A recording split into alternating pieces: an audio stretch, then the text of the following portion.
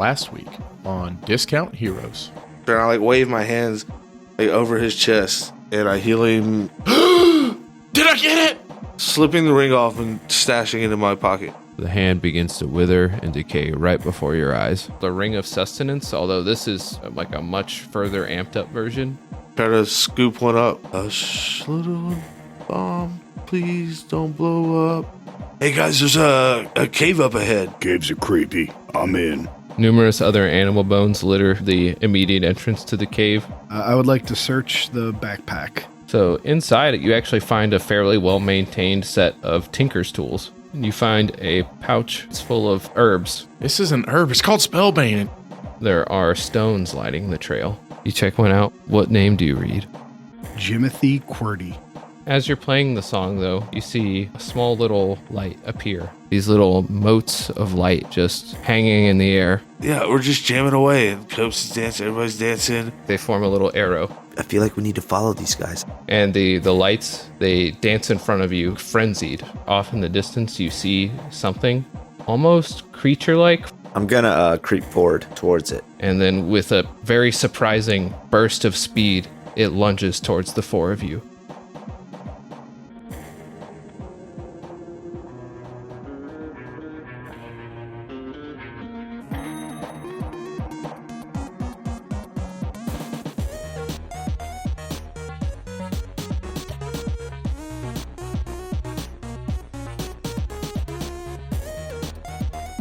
I don't think we're doing this right. Tonight on Discount Heroes.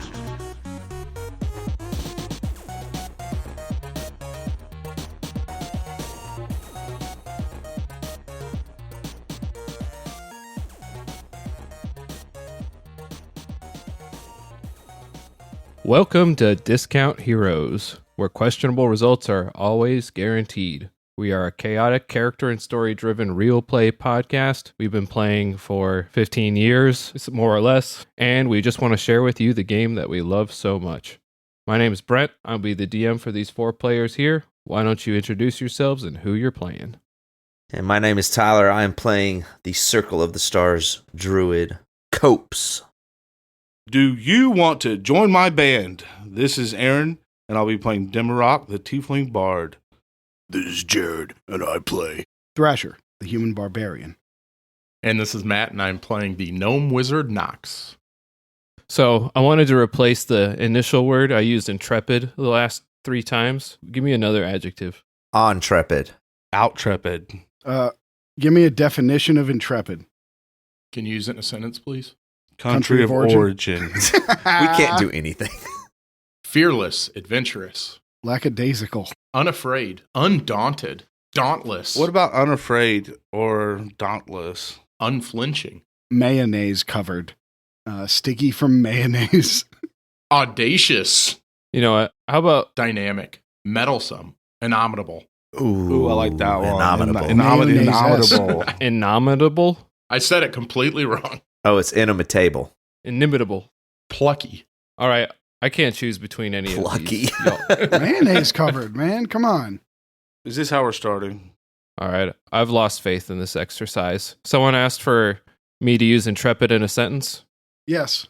Here we go. Last week, our intrepid adventurers began their adventure, having just watched their friend Nox get fucking exploded. They found a mysterious hand with a ruby ring, now withered to dust, encountered an abandoned cave and the mysterious ruin that the forest has now come to. They ended their adventure having ascended nearly to the top of the mount, Fargrave Mountain, and taking a well-deserved rest, where they encountered friendly motes of magic, which joined them in song. In the final moments, they encountered a strange creature of wooden joints and dowels, which promptly rushed them. Wow, you always just leave out so much. We started at the bottom of the mountain. You're multiple episodes away, Aaron. Oh, we don't talk about 6 and 7. Correct. I thought he was way off. No, you know what? To Aaron's point, just start at the beginning, Brent. At a long, green-tinged planet.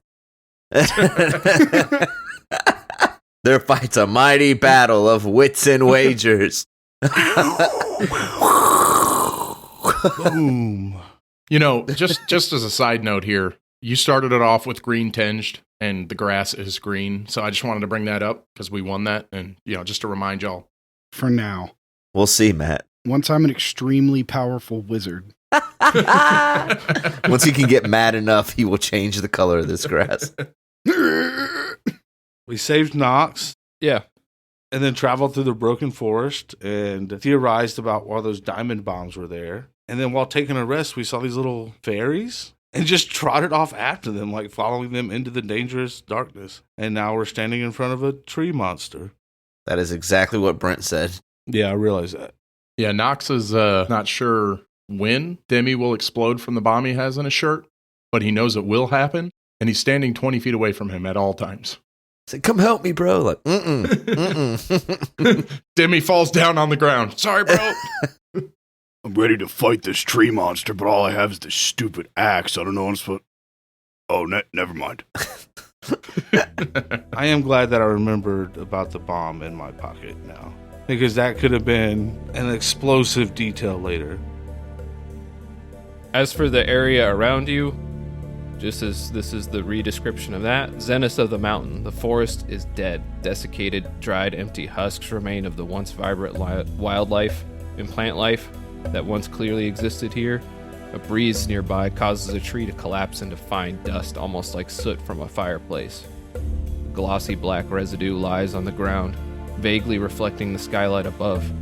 It extends off into the distance, just out of sight, obscured by desiccated trees. It looks like it leads toward the top of the mountain.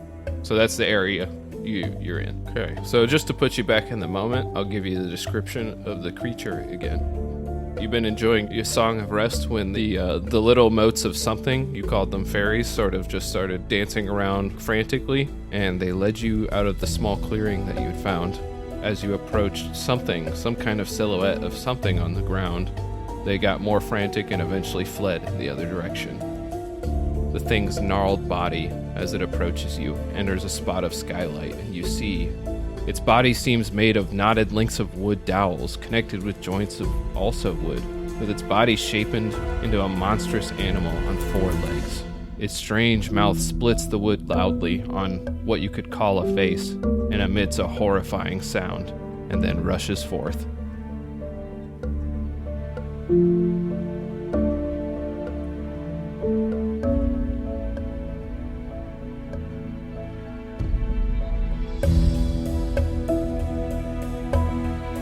All right. I'm assuming we're rolling initiative. Yeah, let's just do initiative real quick. Yep. I got a 14 initiative for Demarok. Nox got a 20. Dirty 20. Cope's got an amazing critical 20, so 21. That's going to be a 9 for Thrasher. Just a side note, the DM is rolling multiple. All right, initiative is rolled. Copes, what's your dexterity bonus? 1. And Nox, what's yours? 3. Copes is first. You hear wooden joints creak and splinter as the creature drops low like an animal before springing forth and rushing the 4 of you. So that's what it's in the middle of doing. How close is it to me? It is 60 feet away. Okay, and it's charging at me? That's what it looks like. Okay, does it have eyes? It does not. Damn it. Its head is a strange, almost flattened wooden thing, almost like someone took a thick wooden dowel and then shaved one side flat, and then a split at the bottom where its strange mouth resides. Okay, and it's charging right at me. I'm gonna use my cool shit that I haven't got to use yet. So I'm gonna do like a pirouette, and as I pirouette, I'm gonna summon the archer form of Anjanath on my body, and this is me using my Circle of the Stars subclass to summon my archer form. Just a constellation of the archer appears on me, and I can use it to do like bonus attacks. Just tell me what it looks like. Yeah, so I've thought about this. Are you fine with me using like other things than a bow and arrow? As long as it does the thing it says, then that's fine. Okay, so I'm gonna draw. Copes draws his arm back, and on his arm you can see a luminous javelin, and he's gonna huck it right at the charging monster. This is the same as a regular attack, right? That's right. Well, it's whatever it says. I think it's a spell attack when you use your archer form. Yeah, it's a ranged spell attack, so it's just a... If it's a spell attack, it's going to at least get your proficiency, and it's going to add your wisdom bonus also. So it's a d20 plus 4.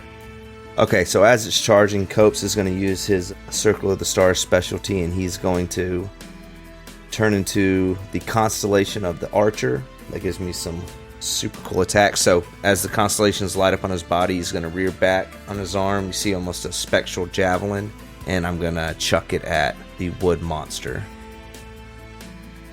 And I rolled a 16. 16, that's a hit. Okay, with the hit, my attacks deal radiant damage equal to 1d8 plus my wisdom modifier. So here we go. That is a 7. You throw a radiant javelin that pierces into the side of it, digging up a big chunk of wood. No blood or anything emerges from the wound. All right, and then I run behind Thrasher.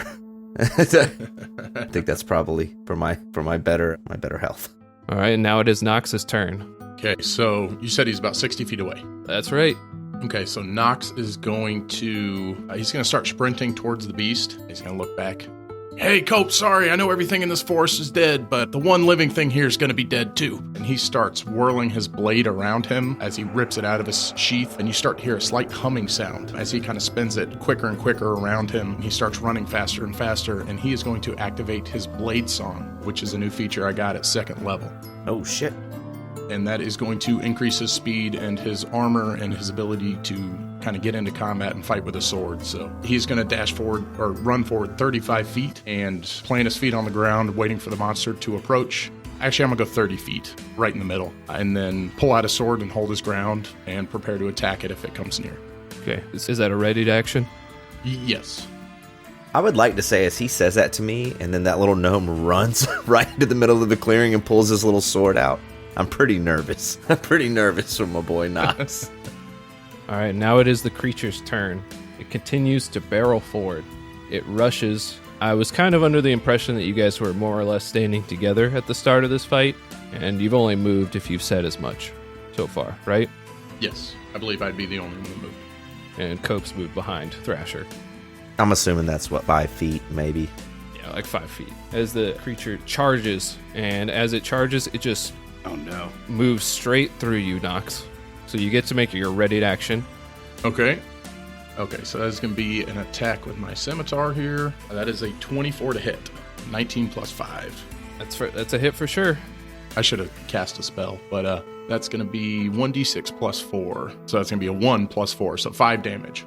All right, is your weapon magical? It is the scimitar you gave me, that extra sharp scimitar. So I don't know. So it is not magical. Okay. It feels like there's almost like a hard, honestly, like a lacquer-like finish on the surface, and your blade just makes a shallow gouge in it instead of digging in deep. Well, that's not good. Hey, Matt, I just want to point out, you said, should have cast a spell. You're the wizard, so if at the end of your turn you ever think to yourself, didn't cast a spell just there, maybe reconsider your turn. Yeah, what fun would that be? As it charges through you, Nox. So make a dexterity saving throw. Okay. Could you clarify? Is it like ethereally through him? That's a 5. Yeah, it completely obliterates the atoms that makes up his body, and he explodes into a pile of blood and guts. That's a 2 plus 3, so that's a 5 on the dex save. Dex saving throw. All right. So yeah, pretty much what you just said. Yeah, right? Yeah, that's a pretty accurate description, Brent. Ooh, that's a hard hit. You take 9 damage. Oof. Man, these last 2 episodes. As it blows past you and then charges into the other 3 of you. I got it, guys. Oh, wait, no. Let's get 3 more dexterity saving throws. That's a 12 for Copes. I believe I can see this thing coming at me, yes? Yeah. Well, with my danger sense, I have advantage on this dexterity saving throw. Damn it. Forgot about your sight. Oh, which I will need. Yeah, I was about to say. That's going to be a dirty 20. Dimrock got a 14 saving throw. 14? So 12's the lowest? It seems like I should have hid behind somebody who didn't have advantage on dexterity saving throws.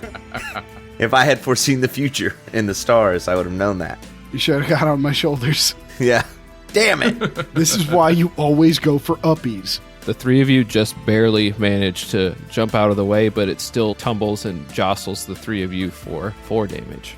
All of us? All 3 of you. And it continues 20 feet past you. It looks like it doesn't turn around or anything. It's just still mid-motion. Hachi machi. He's so feist. Hey, real quick. Sorry, I hate to do this. This is the same days that Jared fought the bird, right? Yes. Yes. Okay. But we took a rest. No, not a long rest, though. We did a short rest, yeah. So, basically, all I'm asking, this is why I can't transform again. Don't you get those back on a short rest? No, I don't think so, no. Okay. All right. So now it is Demarok's turn with a. I guess it doesn't matter. Demarok's turn is now. All right, so the wood monster, the tree monster comes blowing through me and kind of pushes me back to the side. And right as that was happening, Demi was reaching into the front pouch on his tunic to activate his ethereal instrument. And he kind of never knows exactly what's going to come out. It's just always the right thing in the time. And as he pulls it out, it's like this long cylindrical cone with these ribs on it. And his other hand comes out with like a mallet-type stick. And he's holding a wiro. It's an instrument you might have played in school. It goes... Oh, it's a little fish. That's the fish, exactly. Yeah, gotcha. He's holding this little fish, and he backs up to like the edge of the tree line as he's pushed away and starts that rhythm. And he casts True Strike. And with the last beat of his mallet, he directs all the energy from the instrument towards the tree monster and says, "Hey, let me know your defenses, if you would." Jesus Christ. Here we go. And this is a cantrip spell that allows me to see into the target's defenses. And on my next attack roll against the target, I get advantage on that roll. All right. I hate to use harsh language here, but you are a real mater copulator. I don't know what that means. Me neither. Yeah. I also did not get that one. It's Latin. Mater. Oh my God, get out of here. Mater, copulator. We hate you. Yeah. Play your character. I don't remember where I heard that. Yeah, what do you do? You're getting another womp womp. So this is a little bit beyond the scope of the spell, but I think it's a good use for True Strike here because not a lot of people use it. You cast the spell, you hone in on the chunk of wood that was pried free from Cope's first attack. Like that's a weak spot. What spot is that? The spot that he pried a chunk of wood from. Where is it on the monster? On his balls. Yeah, it's right on his balls. Well, Cope's is the one that threw it. So it's definitely on his balls. Oh, it's right in his brain. Just tore a chunk out of its head.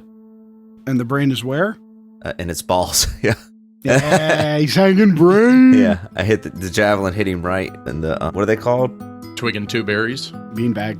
Yeah, in the balls. The I huevos. like twig and berries.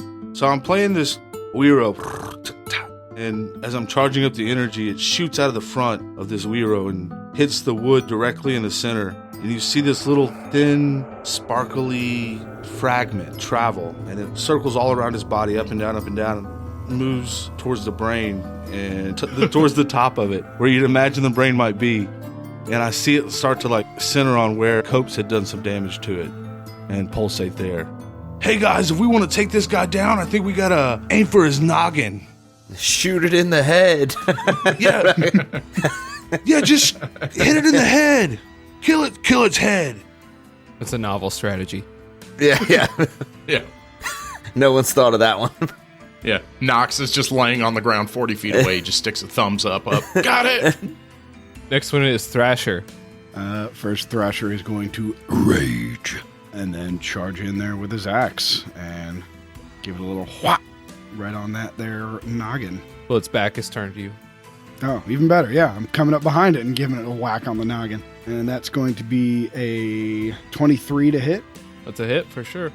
I thought it might be. Ooh, you know what? I'm going to do this. Nah, I didn't say it before. I won't do it recklessly. Yeah, let me just roll damage. That is going to be 11 damage total. All right. I realize we never clarified this. Why don't you tell the listeners what rage is exactly? So, as a barbarian, I get to go into a rage during battle, and I can do this a couple of times a day before I go to sleep. Take a little nappy nap. And while I'm raging, I do a little extra damage, and I can attack recklessly, which means that I can choose to have advantage on my attack rolls, but it also gives them advantage when attacking me. And I also have resistance to most physical types of damage while I'm raging. So I'm just a big angry guy ready to fight. I meant your character. Oh, I was... No, what is rage exactly? Webster's Dictionary defines rage. Okay. No, thank you for explaining that. All right. So, and you dealt how much damage again? Sorry. It was 11 total. 11 total damage, and your sword is not magical, correct? Or your axe, excuse me. It is not. Way to my bring it axe. up. You feel some resistance as it gives a nice thunk instead of the chopping that you were hoping for. You dig into it, but not quite as much as you were expecting. Can I speak freely there? Yeah, anyone is free to speak. Okay, so I see Thrasher attack there. I'm like, hey man, that's the right idea, but I think we got to get him in the front. We need to hit the same spot over and over to take this guy down. Roger that. That was to the last person in the initiative, right? Thrasher was the lowest. Yes. Yes. So I need everyone to roll a perception check now. Real quick, I do get wild shapes back on short rest, so. That's good to hear. Oh, Dimrock got a 16 on perception. Nox got a 5. That's a big old 4 for Thrasher. And that's an 11 for Copes. All right, so Demarok.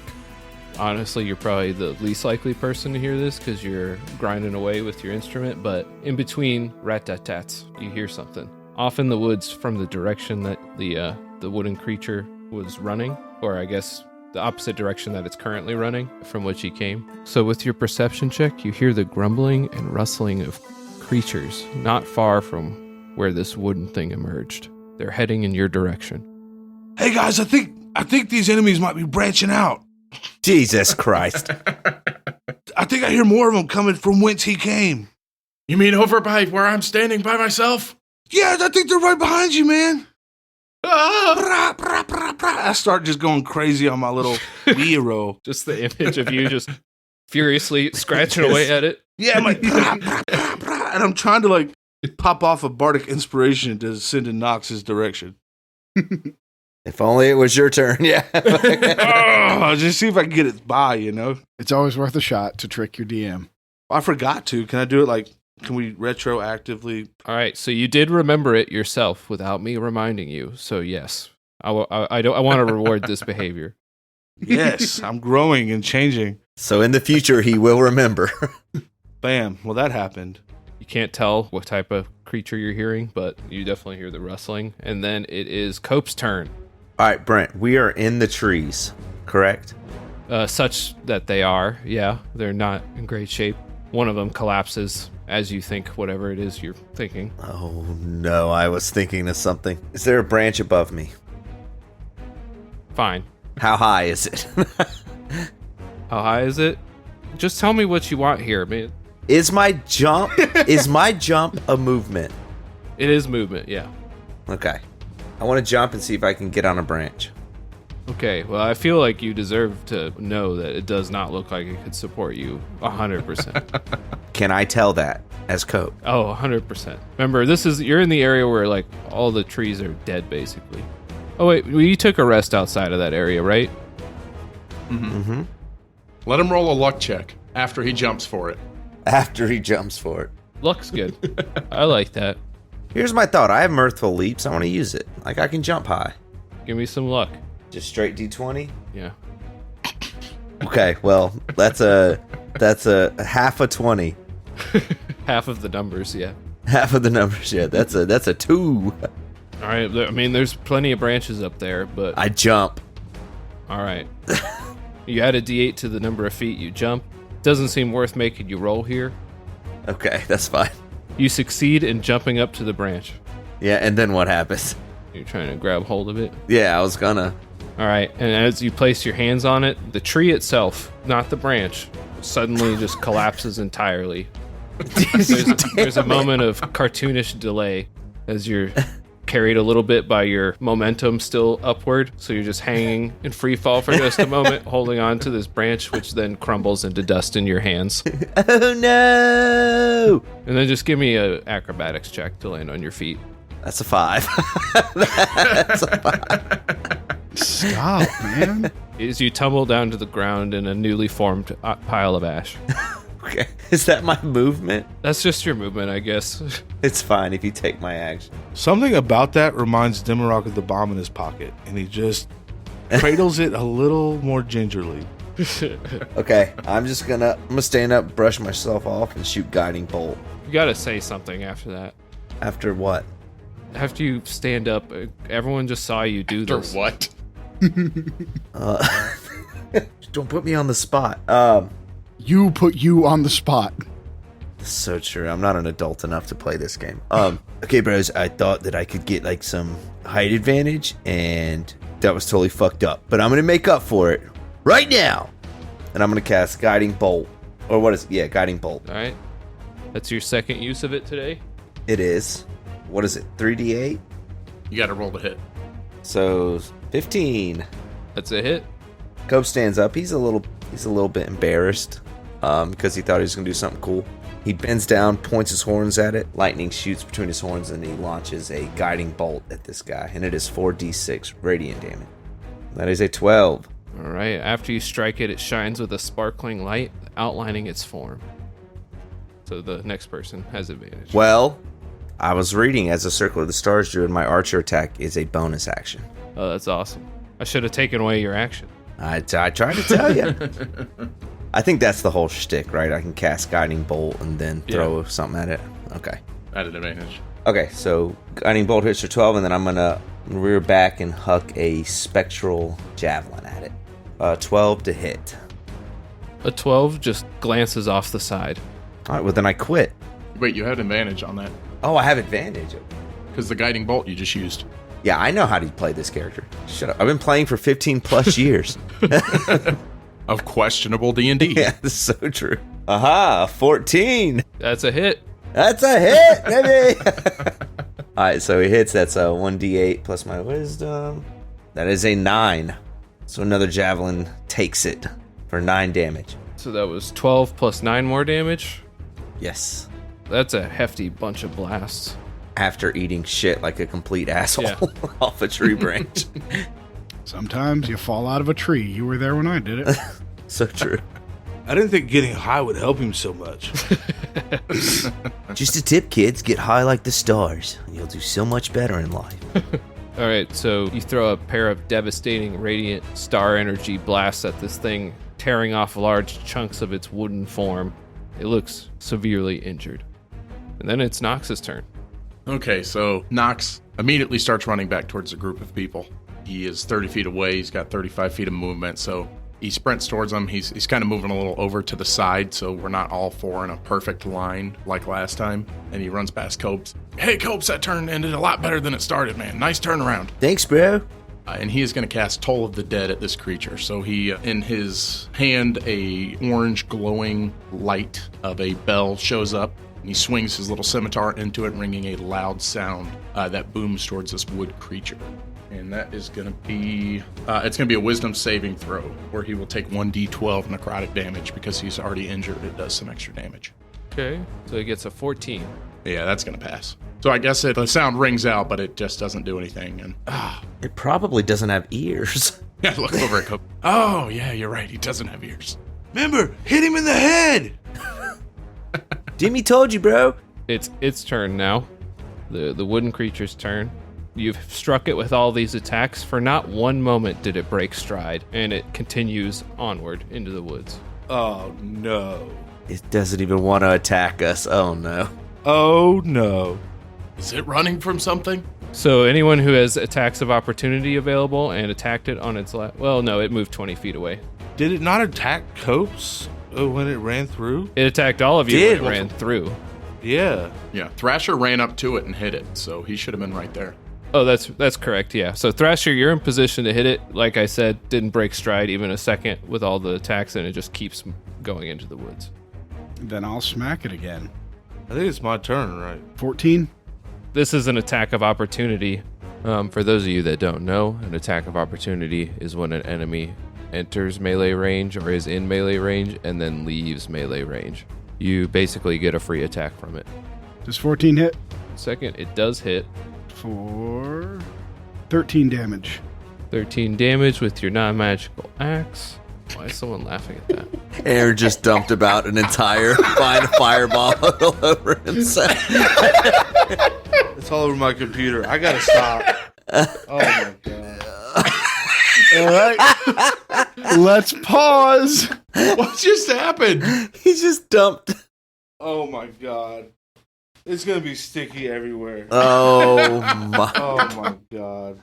What was the goal there? Did you think the cap was on? Oh no. What was that?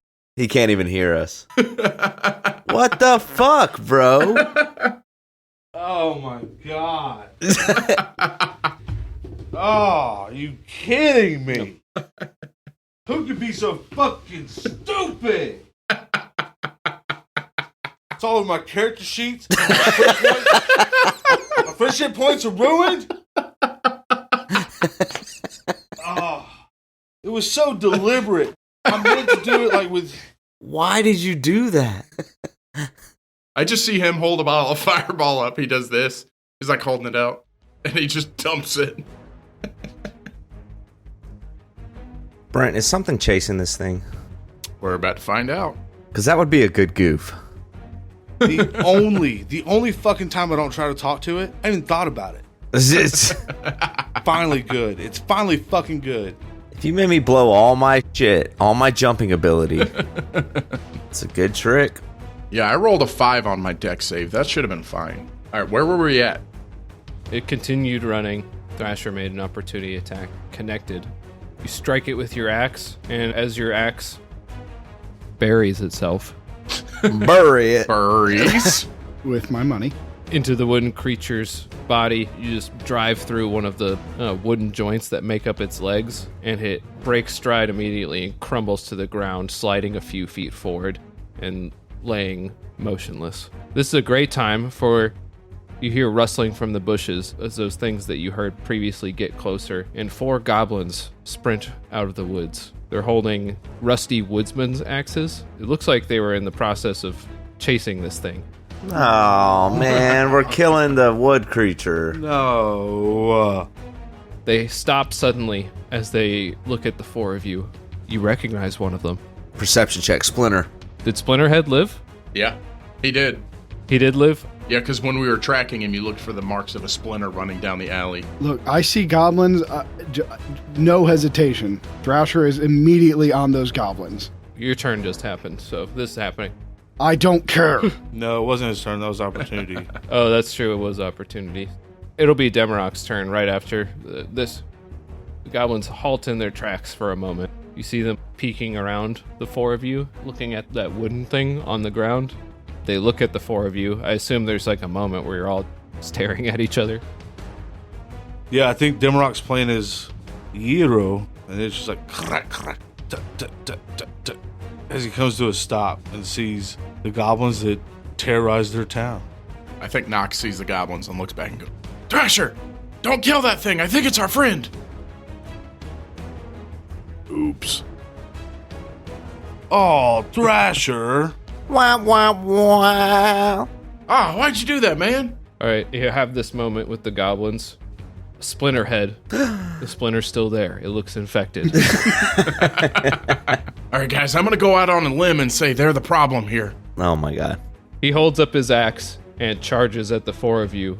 The other 3 goblins look at each other and flee into the woods. Does he say anything? He says something in Goblin. What's it sound like? Those are really good goblins. Sounds accusatory. That was racist. So technically, those 3 goblins would be doing that on their next turn since they kind of ended their turn when they emerged, but you can see that they are moving into the woods to flee. Well, technically, they would be fleeing on the next. Fucking dork playing D&D. Well, I didn't tell you someone was fleeing before, and you killed it. Is it dead? You'll have to... I don't know if you have the medicine knowledge required. It's a tree, and I'm a druid. All right, so yeah, well, it's Demarok's turn. So yeah, so Demarok's kind of shook about the whole tree death thing, but excited to see like our enemy standing right in front of us. And with almost no spells left in his arsenal, he reaches behind him and pulls out a whip that he's had since episode 1, but just hasn't had the need to use. At least not that you've heard about. Well, yeah, maybe that one night. Is he just holding his tail? No, it's not his tail. straight up Indiana Jones, and above his head he starts whirling it around, whoosh, whoosh, and then just does a melee attack and just snaps it towards the goblin, trying to hit the axe in his hand. Okay. So if you actually want to disarm him, you can roll with disadvantage, and if you hit, then I'll let it happen. Oh yeah, definitely. What do I add to melee hits? Just your strength, and if you're proficient with it, then that. But I don't think you're... I don't know. I don't remember if bards get whip. I think they do, actually. Just +1. So I'm going to roll with disadvantage. 13 + 1 with disadvantage. That's a hit. That's a hit. So go ahead and describe that. He pulls it out from behind his back and starts twirling around his head and just tries to have immense focus. I'll put a sound in there. And then... And then just the tip of the whip extends out away from him and wraps around the handle of the brown axe, and I tug back swiftly and just yank it out of his hand, and it scatters over towards my feet. You've pulled it out of his hand, and he's still just charging as though he's holding it. And then we'll just continue the initiative as it was. It would be Thrasher's turn after that. Thrasher looks at the goblin and looks at the tree on the ground and looks back at the goblin. I don't know if it made a sound, but when this tree fell in the forest, it certainly made an impression on me. Oh, sweet Jesus. And then he's going to charge the goblin, and... Dimrock doubles over in laughter. He's just fucking done with the fight. The best thing he's ever heard. I charge the goblin and I grapple him. All right, make your roll to grapple. That'll be a 17. That's a grapple.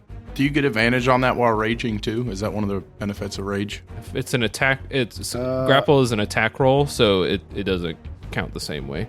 Yeah, no advantage. I could get more damage if I was doing damage, but I just want to grapple him to the ground. If it was like just a strength check only, then you get advantage on it. Okay. So you grappled him. You can describe that as you see fit. He's charging with no axe in hand. You know, not even, I said grapple him to the ground. I'm just going to run at him as he's running at me and just bear hug him and stand up. Now I'm just bear hugging a goblin. As you get close, he tries to bring down his axe, and he looks down at the empty hand for a moment, and then you bear hug him to the ground. All right, so then it would be Cope's turn. I'm going to run over and check on the monster. Thank you. Or the wood guy. If you want to skip ahead, if no one's going to go after the fleeing goblins, we can drop initiative and just go. I'm all right with that. Yeah, I'm not going to chase. Well, is that goblin dead that Thrasher's got?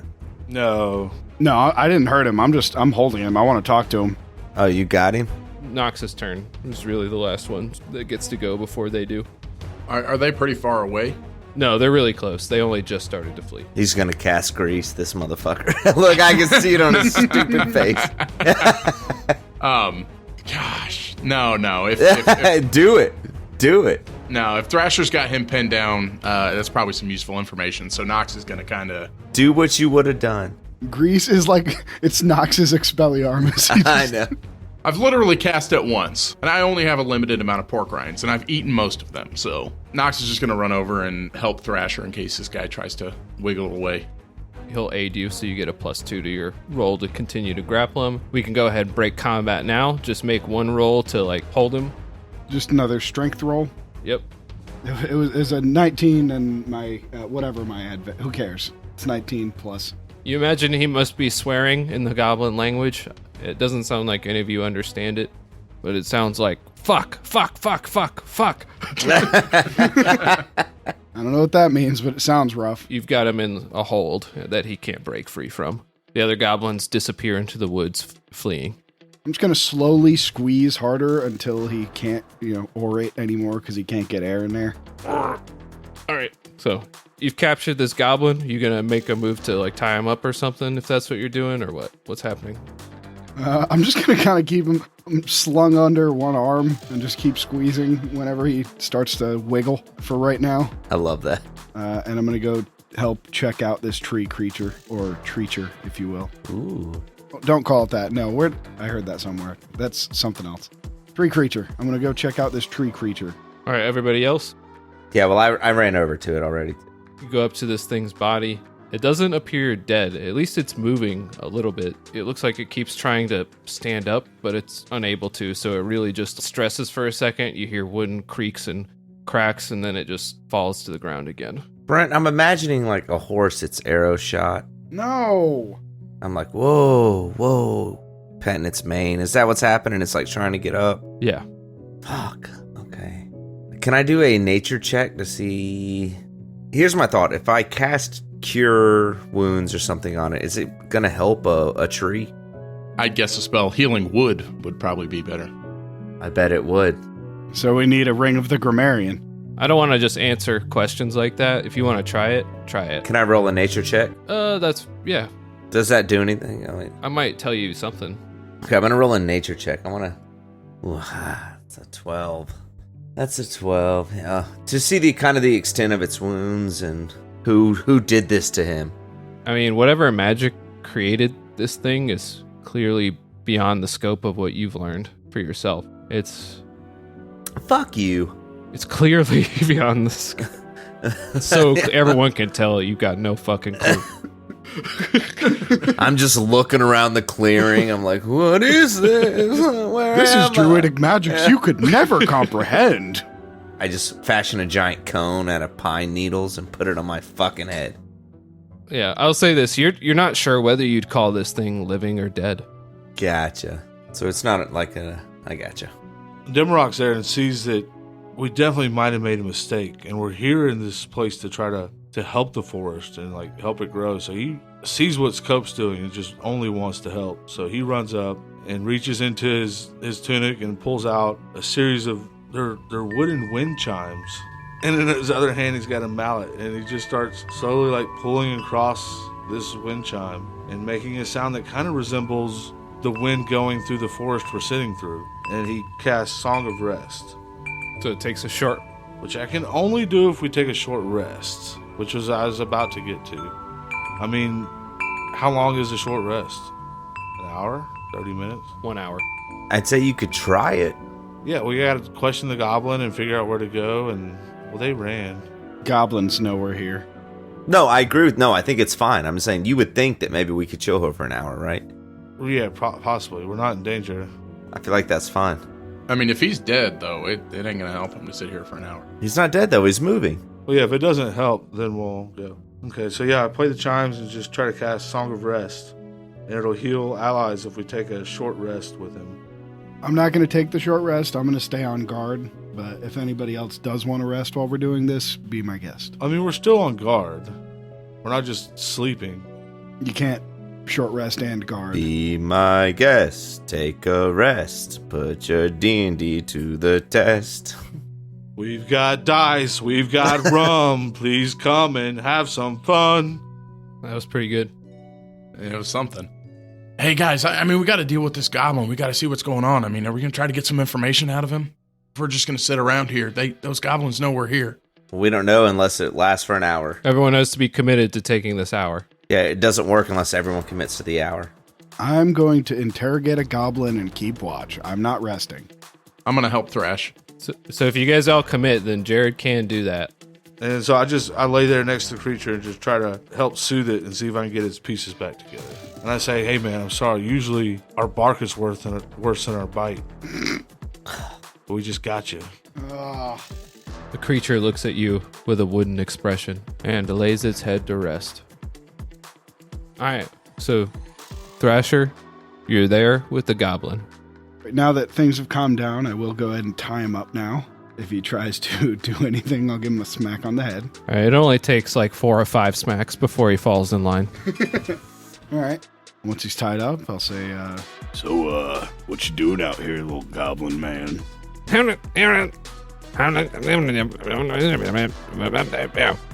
I say the same thing again, but in Orcish.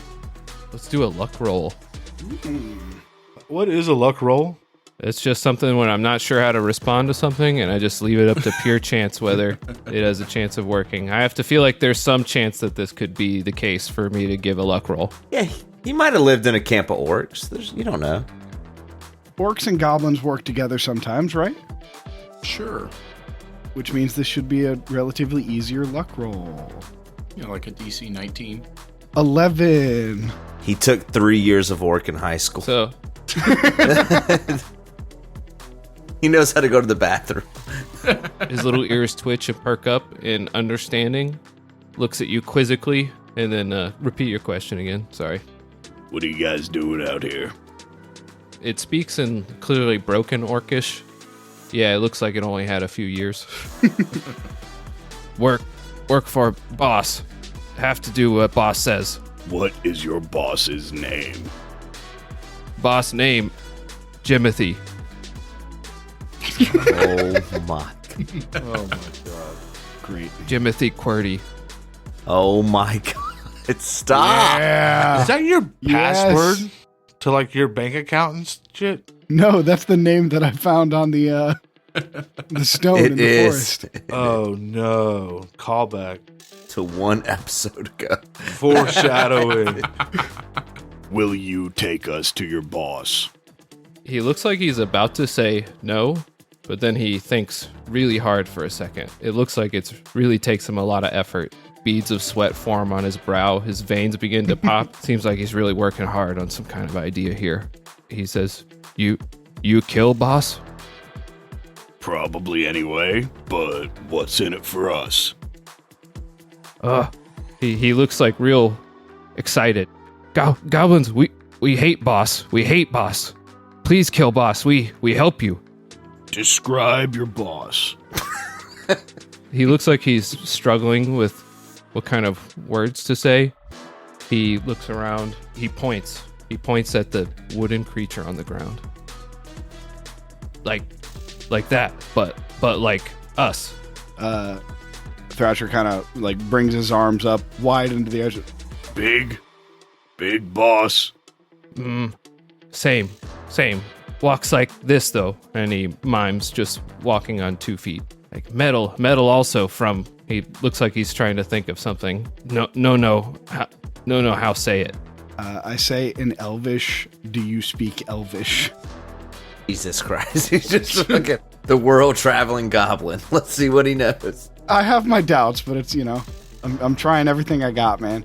He just scrunches his face. He's like, no, this word. If I untie you, will you stay with us and then take us to your boss? You kill me if I run? Absolutely. He just nods his head furiously. Like, okay, I help. Only help. I'm going to untie him, but I think I'm going to leave a tether, 8-foot-long rope tied between one of his wrists and mine. All right, he does try to bolt immediately and then comically gets his arm pulled out of its socket. Well, Copes is going to turn like, Thrash, what are you doing, bro? You can't just let him go. I'm not. Then what the... And that's when he runs off and doink. Then what the fuck, bro? He just ran away. I got him. Dude... No, he did not run away. He went doink. He tried to run away. You tried. I stopped. Okay.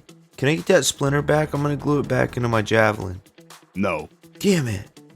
Yeah, I don't know if I would touch that. It looks pretty bad. Might do some poison damage.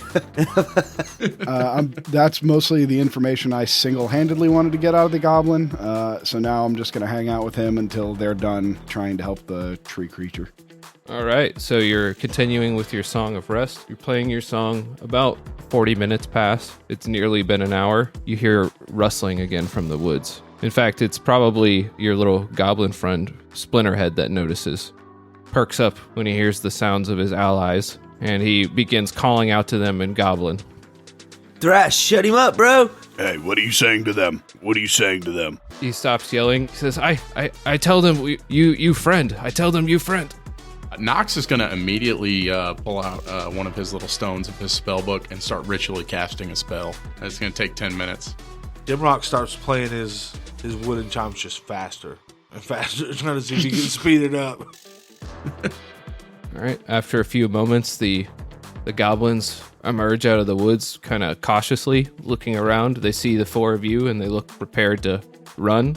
There are 7 of them now, but he keeps calling out to them in Goblin. You let him keep going. Yes. Is there like anything that he's saying that I'm picking up? at all? I mean, if you don't speak goblin, I would imagine. Thrasher has to know little goblin, though. Think about Thrasher. I feel like I've heard some goblish, you know? No, you can't make out any of the words. The goblins listen to him as he says all this stuff, and they kind of look at him warily, apprehensive, while looking at the four of you. Nox standing there with a magical energy emanating from him. His hair. He's got a little pestle and mortar with some salt in it, and he gets some ash from one of the trees, and he's kind of grinding it up and smashing it. If it's been about 10 minutes, let me know. Do any of you speak common? They look amongst each other. One of them comes forward. He's like, I know some. I took 4 years in high school. What's your name, little man? I'm Flargelbuns. Jesus Christ. Why are you guys laughing? I reach my hand out to him. It's a pleasure to meet you, Flargelbuns. So I've been talking with your buddy here, Splinterhead, and apparently you guys have a boss you don't like very much. Yeah. We hate boss. We have easy life before boss come along. We relax in woods, hang out with little spirits flying around. We just drink and have fun. No people come here. Boss make us do stuff. It's terrible. Is that why you're tearing down the trees? They look around kind of confused. What you mean? Why were you attacking this tree creature? Boss said so. Boss said get creature. Has to be tamed. Describe your boss, please. He looks around. He points at the wooden creature on the ground, like that. But like us, it walks on 2 legs. Has metal though, not like this one. From he thinks blacksmith. I think that's the word. So Hispanic, you gotta work on that. That was so. This is the word. Oh, was it? Oh my goodness! I noticed Nox channeling a spell and him talking, and I kind of get up, but I'm standing between the creature and the goblins, just kind of watching the exchange, because also I don't understand a goddamn word of anything that's happening. Pretty sure you understood me when I said, do any of you speak common? And then I understood from that point on. And then you understood the goblin that started speaking common. All right, so Flargelbuns answered your question. Mm-hmm. Flargelbuns, why have you guys been kidnapping townspeople? Boss makes us do it. He says we have to, or he'll make us into one of them. What is the boss doing with them? He points at the wooden creature, making them into one of them. Was that a townsperson? I point at the tree creature. He shrugs his shoulders. Only one of the prisoners is, and he points at the thing again. It's like, I don't know where the others came from. Do you know how to turn them back? He shakes his head no. If we come with you and we kill your boss, will you guys stop attacking the town, stop kidnapping people, and stop attacking trees for no reason? They look at each other, and then they have a quorum. You can see them arguing amongst each other for a couple minutes. And then they take a vote, and then they re-vote, and then they have another couple minutes of dialogue, and then they vote again. Have we hit the 10-minute mark yet? If this is taking a while, at some point I'm going to throw in. I would like to point out that the alternative is I kill all of you right now. Flargelbuns repeats what you said to the rest of them, and then they all nod at each other in acceptance. All right, we're going to help you. If you'll get rid of the boss, then we'll help you whatever way we can. I'm more interested in the spell that fucking Nox is about to blast into these goblins. I know exactly what he's casting. All right, Nox, you can finish the spell. So, right after they come to an agreement, Nox stands up. I can now understand Goblin. I'll translate for you. Oh, wait, did you figure everything out? Dang it! Hey man, it was a good backup plan. I appreciate it. It was supposed to be the plan. It was supposed to be the backup. God. That was comprehend languages, right? Yeah, that was comprehend languages. Okay. I knew that's what you were doing as soon as you started. Oh my god. How long does that last? It lasts an hour. Talk to the tree guy. One of them comes up to you. What kind of goblin are you? Hey, man, that's offensive. I can't speak Goblin, by the way, so. Well, you can comprehend it.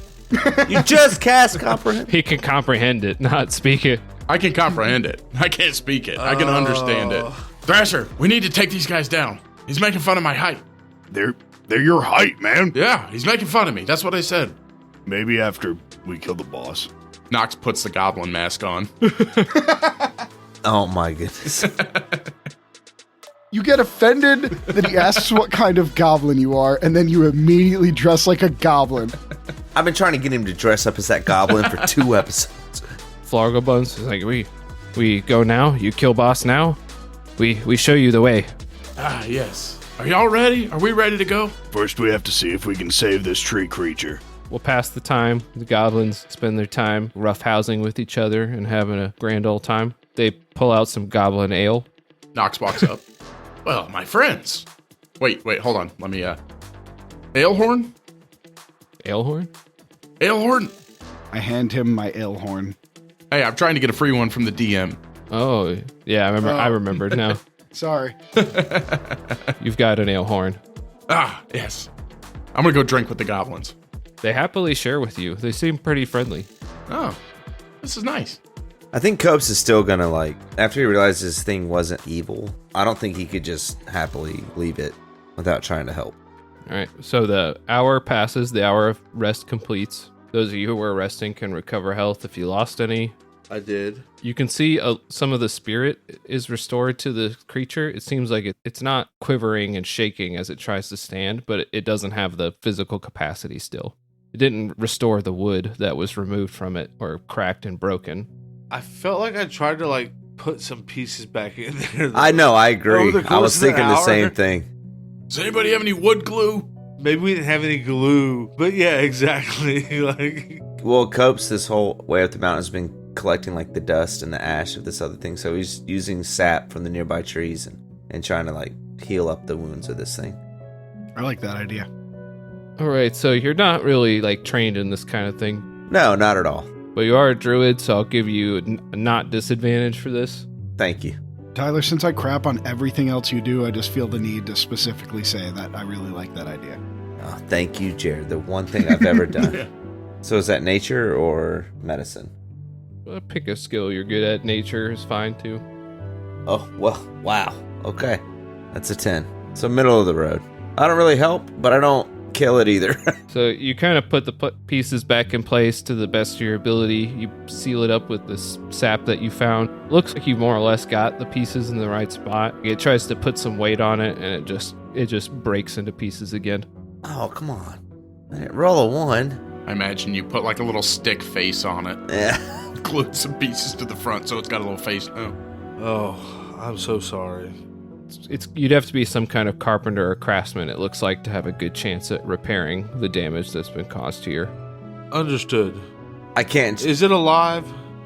Like I said, it looks like you restored some energy to it, but that doesn't fix its body that's broken. There was some limited impact that your magic did have, but it's clearly not entirely alive. Hey, Copes, man, like, dude, we did our best, but we're so badass. We fucked this thing up, man. I know, bro. I want to try to help because it's like a tree thing, but also it might just be magic and it might just be a trapped soul. And the trees have nothing to do with it. Maybe we could just put it in a beautiful place and just let it, kind of live out its magic. I agree. I'm going to cast Conjure Bonfire underneath it. My gosh. Whoa, bro. I'm going to send it to a beautiful place. Valhalla, that's rock and roll, bro. That is so rock and roll.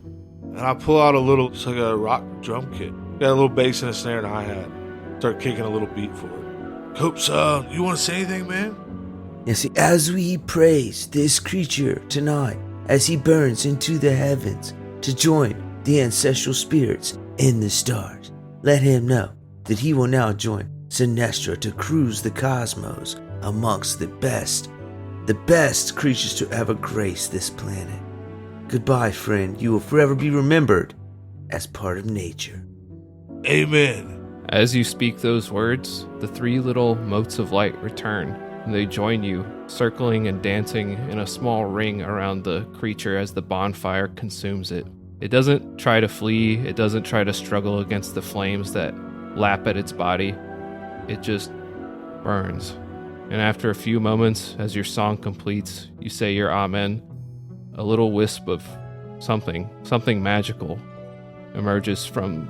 It almost looks like smoke for a moment, but then the three little motes circle up towards it and sort of enclose it. They start shedding a bright light, which causes this little wisp of smoke to start forming itself into a shape. It forms itself into one of those little dogs that you saw, one of those little flat-faced dogs that you saw previously, as it jumps and moves around, flying through the air, almost joyous at its newly found freedom. And after a few moments, it looks at the four of you and then offers a quick bark. Yep. And then he sprints upward towards the stars. Enjoy your life among the stars. That's where we all belong one day. I did the right thing? I didn't expect anyone to do that, so. Ha-ha! Ha-ha! I did the right thing. I am the chosen one.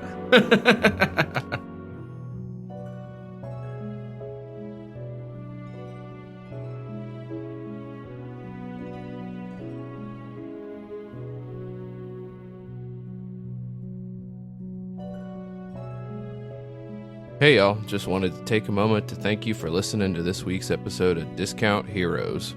If you don't mind, we'd love it if you took the time to rate us or review us on your platform of choice, and also come back and listen to us next week. We release every Thursday. You can also follow us on Twitter at the DHcast, and we'd love to hear from you. As always, thanks for listening to Discount Heroes, where questionable results are always guaranteed.